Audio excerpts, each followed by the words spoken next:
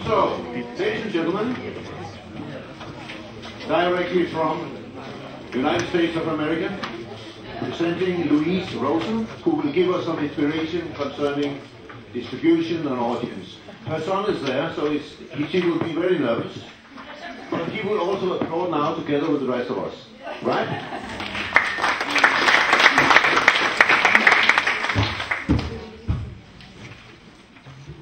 Well, thank you so much. It's been a great day, a very intensive day for all of us, I know, and we have 2 more intensive days ahead of us. I would like to thank Kostas and Tue and the StoryDoc team and all of you for being here. I've had an opportunity to meet many of you on the bus and at the hotel and today, but looking forward to meeting those of you that I haven't already. This is truly a wonderful place, so thank you for bringing us here. I wanted to address my remarks to something that I've discussed today with the groups that I've met with, and this is really the key question, I think, which is the audience. Who is the audience? Who's the audience for your project? Who are we trying to reach? I mean, this is a question that networks and funders and NGOs are all asking themselves, and so must you as filmmakers. How do you figure out your audience and where do you find them? I mean, this is a primary question which can and will impact every aspect of your project, from financing to marketing to distribution. You must have a clear idea of who you're hoping to reach and how to go about it. We are at a point in time where your knowledge of the audience is key to the success of your project. You cannot rely upon funders or networks to find the audience for you. In other words, those days when you simply delivered the film and then stopped worrying about it are over. You really have to take a very active role in reaching that audience and in marketing your film. Networks don't have anywhere near the kind of budgets that they once did for promotion and for outreach. And even if your film is not intended for a network, but instead is being made for an NGO or is being made for an online world, you still need to know how to go about reaching an audience. In fact, the decisions that will be made on the funding of your project, whether that is a decision to fund or to pre-buy or to co-produce or to license the film once it's finished, will depend upon your ability to be convincing that you can help to reach the audience that you're after.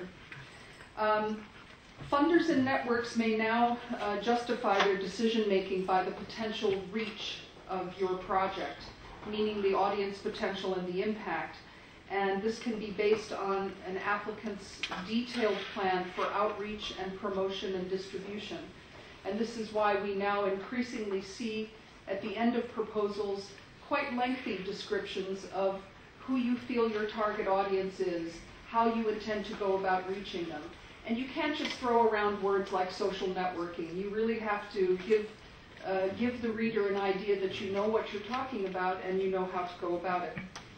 Maximizing your audience reach is going to require some real planning on your part.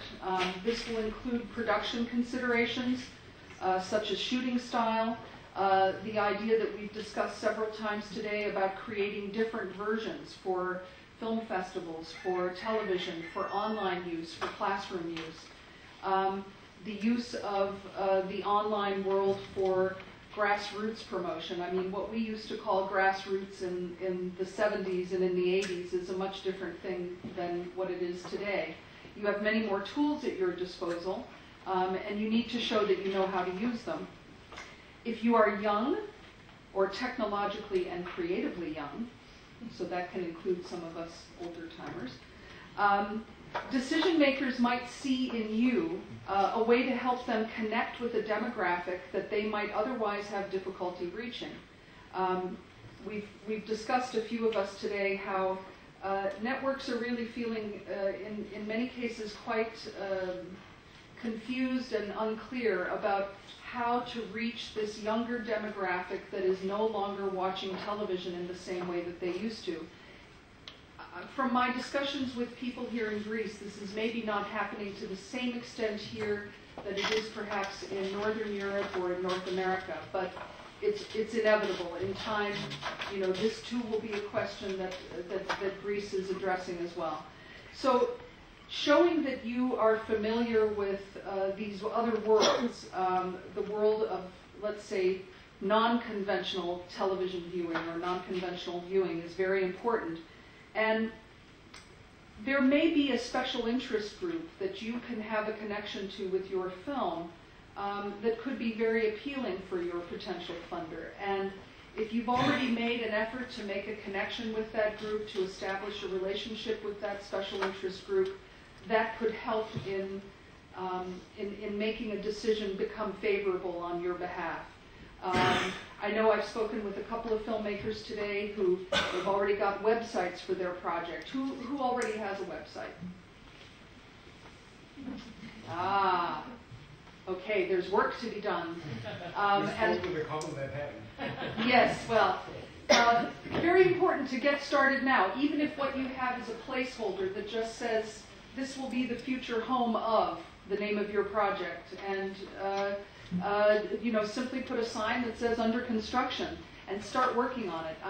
You'll find, especially if you're tied into universities and other institutions, there are a lot of eager young people for modest money who are excited at the prospect of actually being helped to create a website for a real project, not just something that they do speculatively for their friends or something that's personal. Who here has used a Facebook page to market their project? Okay, that's good. Also very important, once the project is underway and you have something real that you can share with people. Who's got their trailer posted on YouTube or MySpace or Vimeo or another hosting site? Okay, good. Well, I'm seeing that there are maybe a few more people who've got their trailers online than necessarily have a bigger presence for themselves online. So hurry up and get the rest of that going. Make sure that your CV looks professional and that you can post that as part of your website as well. As a distributor, and I know that I talk to many network executives, it's the same thing. When I get an inquiry from someone, the first thing that I do is Google them. I look at their website, I look where their name appears in relation to what films, I look them up on IMDb. Who uses IMDb? Yeah, okay, so again, you want to be there. Make sure you have an IMDb listing. It doesn't cost anything to do the first entry level of a listing, and it's basically a place to post your CV and your filmography to the extent that you may have one. Getting these websites going at an early stage gives you an opportunity to start building lists, email lists, which you may use later on when you're trying to sell your DVD directly to a public or trying to sell a download to own.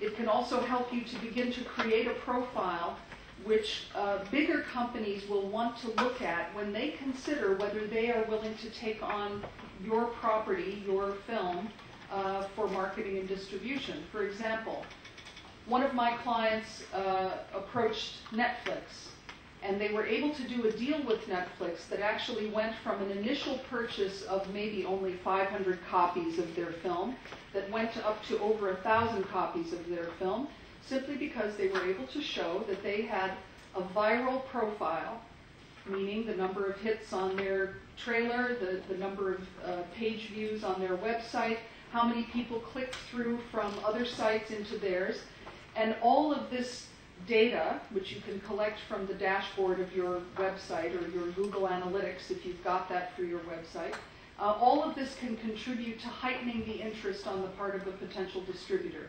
So you need to be using these tools. Certainly I would say that having your trailer on YouTube is important, but if you're linking to your trailer from your website, I would really recommend using a hosting service such as Vimeo, which is a much less crowded atmosphere for your video to be appearing in. In other words, it's not crusted with advertising all around it the way YouTube is. Vimeo is a very clean, pure, technically looking site It also has some enhanced features.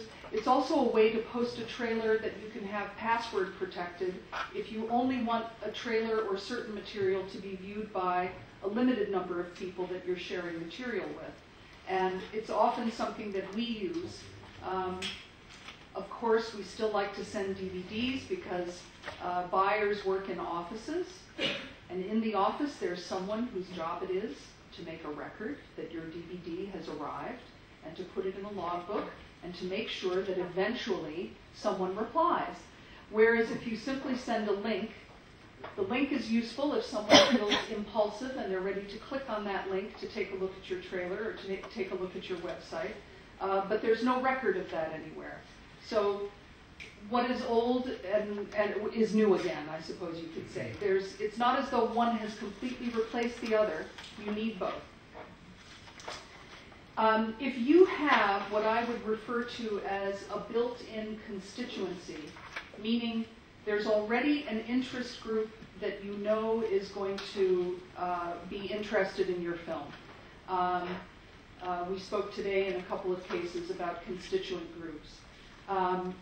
Did you want to ask a oh, okay. For example, there might be if you're making a music film, excuse me, you may know that there's a fan base that you can already tap into. Find a way of reaching that fan base and connecting to them through your website.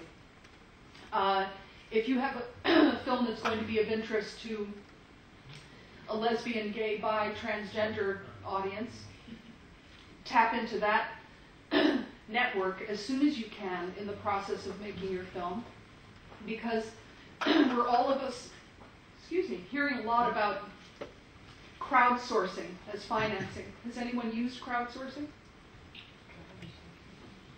With any success? What do you consider success? Well, I would say anything more than $500 sounds like success. Oh, yeah. Great, okay. What is crowdsourcing? What is it? In other words, on your site or through another site, you look for a way for people to donate money to you. And that kind of funding, in some cases, can actually be worth quite a lot. There are stories of certain fan-supported films that have raised in excess of $100,000. There's better examples in the music world, but film, I think, is beginning to find its way in that area as well. Your constituent audience, if you do have one, in other words, if you don't see your film as just something for a general audience and you can really identify some specific groups to reach out to, it's important to try to do that as early on as possible and to make those connections.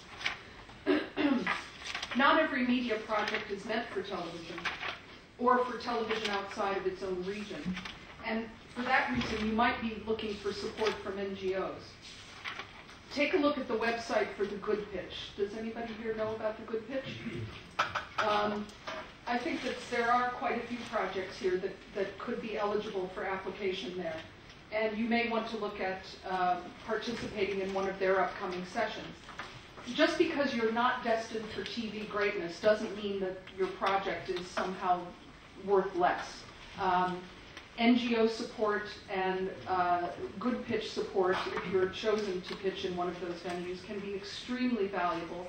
There can be money involved. I mean, it's generally more in the form of mailing lists and facilitating on location, helping with interviews and helping to kind of validate your project to a bigger network. But it can also bring money. And I think, in fact, the Good Pitch in Washington just 2 weeks ago actually generated quite a lot of cash for a couple of projects. And I think if you go to RealScreen and take a look at the announcements from Silver Docs, you'll see that there were a couple of Good Pitch projects that did very well there.